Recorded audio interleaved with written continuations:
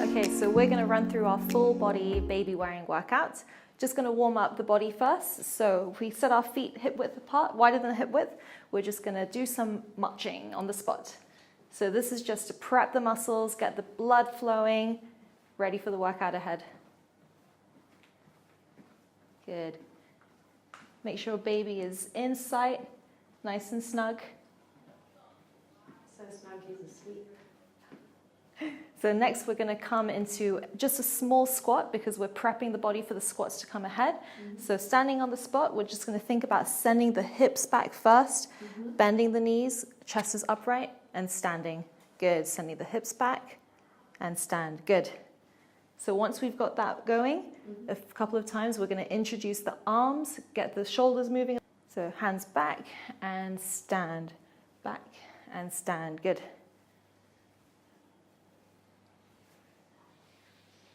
Very nice. Sending the hips back first to initiate the movement. Good. Okay, let's stop there. So make sure your warm-up lasts for about 5 to 10 minutes just to get the heart rate up a little bit, prep the muscles, warm up. So what we're going to do now is we're going to do 4 exercises. 45 seconds on, 15 seconds off. First one is going to be a sumo squat. So bring the feet nice and wide, toes pointing out. Again, sending the hips back first. Come as low as feels comfortable and stand. Good. So Caspian here is about 10.5 kg. So Tamsin's going to be supporting him a little bit as she comes down. If your baby's smaller and they're nice and tight in the carrier, then you can keep your arms out, help with the balance. Good. So remember to breathe out on the difficult part. So for this squat, we're breathing in on the way down, and we're going to exhale on the way up. Think about squeezing the glutes as you come up.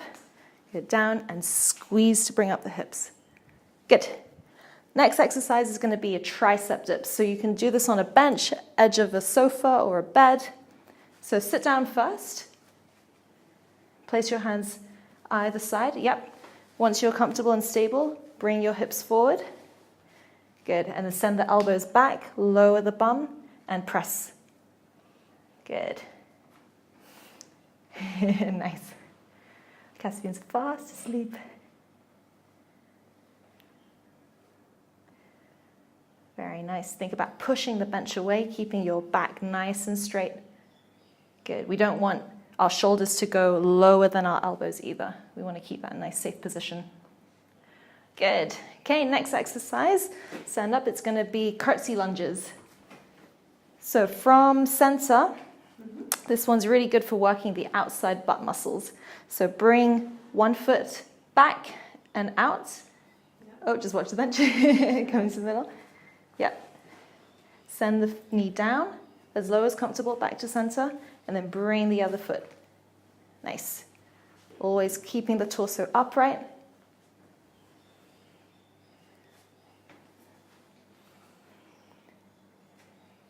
Nice. It's kind of like a dance. Find your rhythm. When should I be breathing? Breathe out as you come up. Breathing in on the way down and out. Good. So breathing is super important just because it helps protect your spine.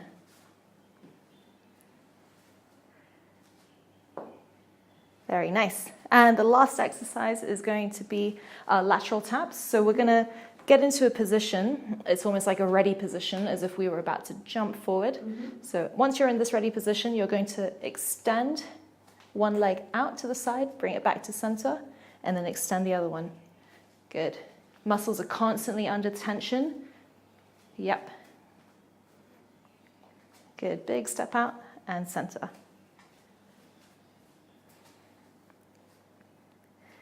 Nice. Try and get a little bit lower. Good.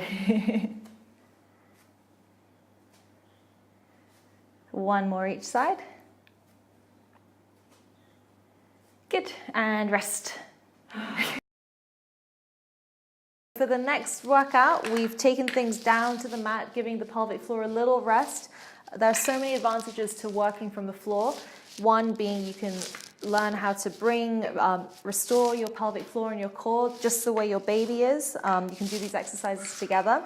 So what we're going to do first is we're going to do a bird dog. So bring the baby out of the carrier, and just if they're not going to wriggle around, you can lay them down on their back. So let's see what Caspian does.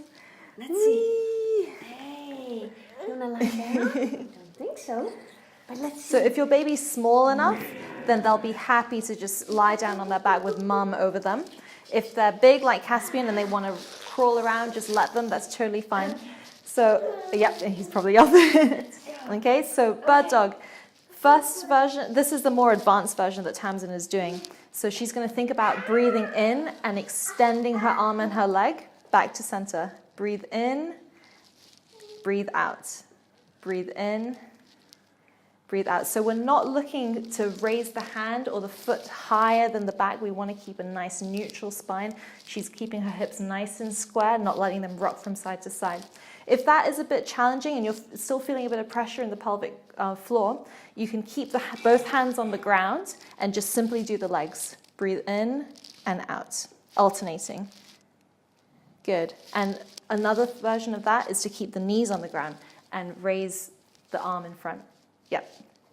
Breathe in and out. Good.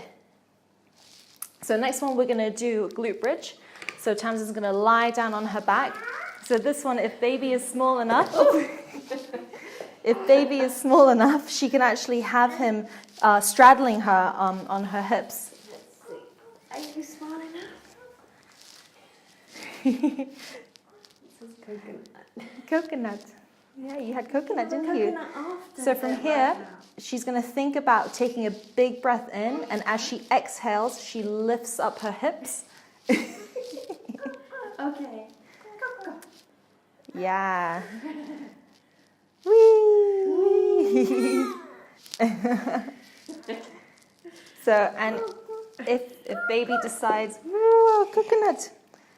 If baby decides to go for a wander, she can put her hands on either side and just use that for balance. Breathe out and then in. Breathe out and then in. And again, on this one, we're not looking for the hips to go way higher than the knees. So think about squeezing the glutes as you raise your hips. Yep. Very nice. Okay, next one is going to be still on your back. Toe taps. So the first version of this is to keep both feet on the ground, knees up. Bring the coconut here. Is he filming now? So now Tamsin is going to take a big breath in, and as she exhales, she's going to extend one leg and just hover the heel above the ground. Good. Bring it back, and then other side, alternating. Good. So thinking about the breathing, as she exhales, as she inhales, she's going to think about pressing her back down to the floor, filling all 4 points of her torso, that being the abs, the back, the diaphragm, and the pelvic floor.